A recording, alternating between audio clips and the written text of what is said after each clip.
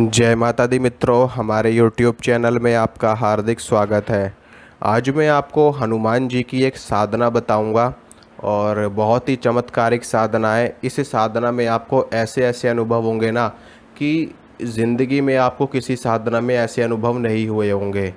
और हनुमान जी की ये शाबर मंत्र के द्वारा की जाने वाली साधना है। जैसे कि मैं पहले भी आपको बता चुका हूँ कि जो शाबर मंत्र होते हैं वो बहुत ही ज़्यादा शक्तिशाली होते हैं और बहुत ही ज़्यादा चमत्कारी मंत्र होते हैं। आप इनको चमत्कारी मंत्र कह सकते हो, ठीक है, क्योंकि ये अपना रिज़ल्ट तत्काल दिखाते हैं। अगर आप आज साधना कर रहे हो तो इसका रिज़ल्ट आपको कल देखने को मिल जाएगा, आपको आज के आज ही देखने को मिल जाएगा, आपको एक दो दिन के अंदर अंदर इनका रिज़ल्ट देखने को मिल जाता है, क्योंकि ये मंत्र कीलित नहीं होते। ठीक है, भगवान शिव ने सभी मंत्र तंत्र को कीलित कर रखा है, लेकिन शाबर मंत्र कीलित नहीं किए गए हैं। और इसी कारण से और ये शाबर मंत्र जल्दी सिद्ध होने वाले मंत्र होते हैं। अन्य अन्य मंत्रों का आप जप करोगे 10 लाख, 12 लाख, 20 लाख, 25 लाख, 32 लाख, 50 लाख, तब जा कर के वो मंत्र पूरी तरह से सिद्ध होते हैं। लेकिन शाबर मंत्र कुछ हज़ारों की संख्या में ही सिद्ध हो जाते हैं पूरी तरह से।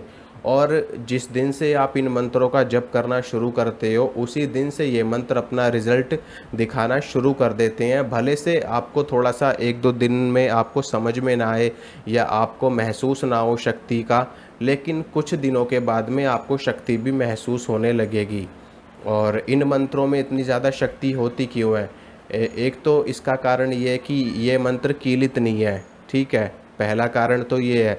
दूसरा कारण ये है कि इन मंत्रों में देवी देवताओं को दुहाई दी जाती है, उनको आन दी जाती है, उनको यहाँ तक कि कुछ मंत्रों में तो देवी देवताओं को गालियाँ तक दी जाती हैं, ठीक है।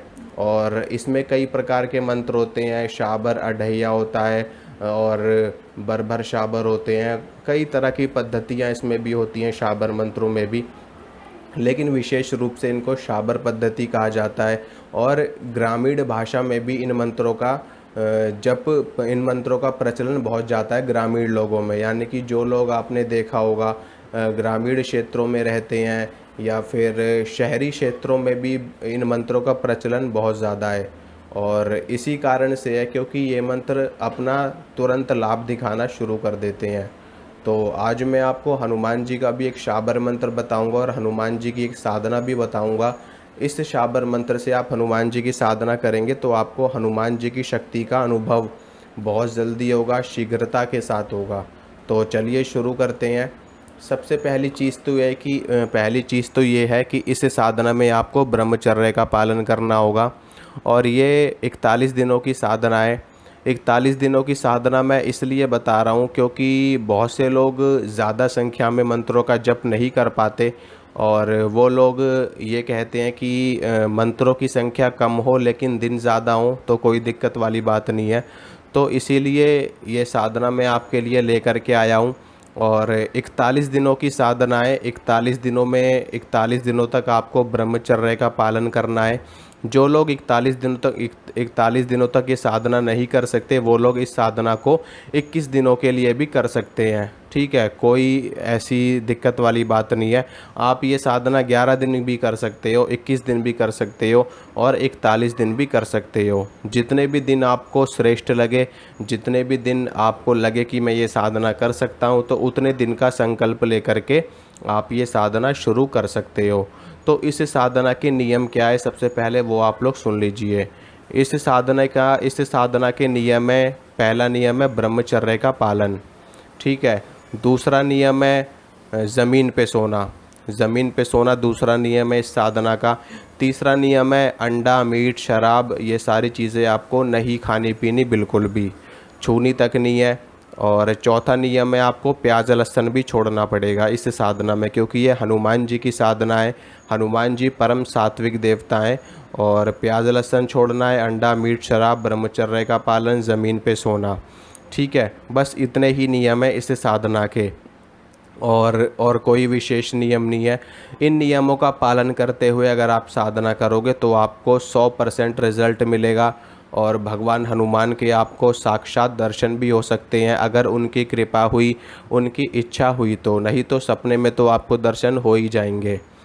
तो अब साधना करनी कैसे है ये भी आप लोग सुन लीजिए। जहाँ पर भी आपका पूजा घर है, आपके घर में मंदिर तो होगा ही, सबके घर में होता है, तो वहाँ पर हनुमान जी के सामने आपको देसी घी का दीपक जला लेना है और एक धूप बत्ती आपको जला लेनी है। उसके बाद में हनुमान जी के सामने एक जल का लोटा रख देना, उसमें थोड़ा सा गंगा जल डाल देना और एक या दो बूंदी के लड्डू आप रख सकते हो। अगर लड्डू भी नहीं रख सकते तो गुड़ और चने, ठीक है, जो भुने हुए चने होते हैं वो, और साथ में देसी गुड़, ये आप लोग हनुमान जी को भोग दीजिए। और रोज़ आपको ये रखना है जब तक आपकी साधना चलेगी। और देसी घी का दीपक तब तक आपका जलना चाहिए जब तक आप मंत्र का जाप कर रहे हो। और ये साधना आप सुबह के वक्त भी कर सकते हो, शाम के वक्त भी कर सकते हो, रात के वक्त भी कर सकते हो, ब्रह्म मुहूर्त में भी कर सकते हो, निशीत काल में भी कर सकते हो, किसी भी काल में ये साधना कर सकते हो। बस आपको दोपहर के वक्त में ये साधना नहीं करनी है, ठीक है। सुबह शाम रात में किसी भी वक्त आप ये साधना कर सकते हो। अब रुद्राक्ष की माला से आप जप कर सकते हो, तुलसी की माला पे भी आप इस मंत्र का जप कर सकते हो, और लाल चंदन की माला पे, मूंगे की माला पे भी आप इस मंत्र का जप कर सकते हो।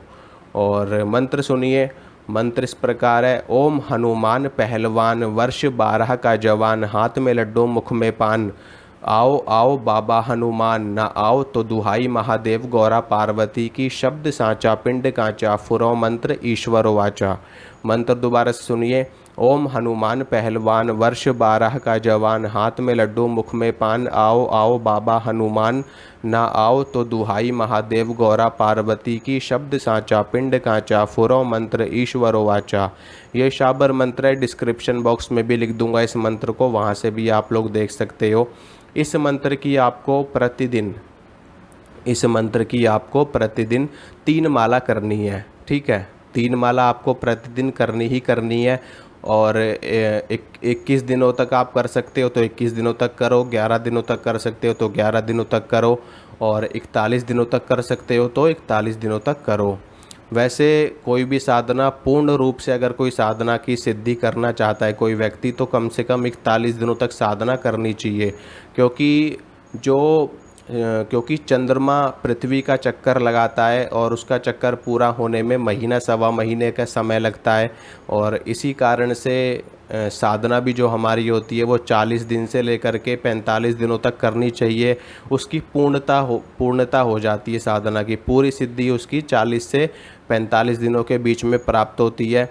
और इसी कारण से हमेशा 40 दिन का चिल्ला किया जाता है, 40 दिन का चालीसा किया जाता है, 40 दिन की साधना करी जाती है, ठीक है। और हमारे हिंदू धर्म में, हमारे सनातन धर्म में एक